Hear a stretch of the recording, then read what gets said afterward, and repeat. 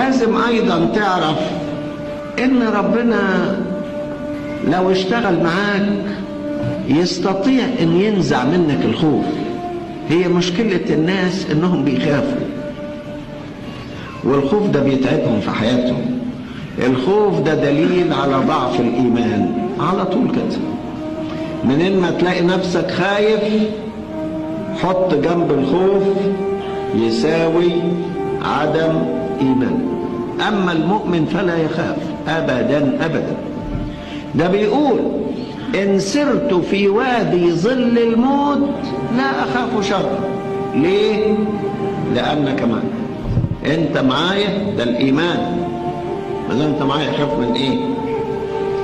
يقول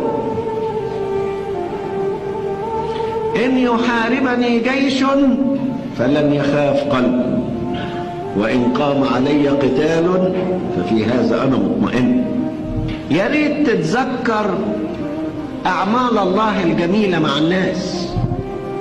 يا ريت تتذكر يد الله في التاريخ، يد الله في الاحداث، يد الله في الضيقات، ازاي ربنا بيشتغل. ان لقيت نفسك ما عندكش قوه تقول الله قادر ان يغلب بالكثير وبالقليل.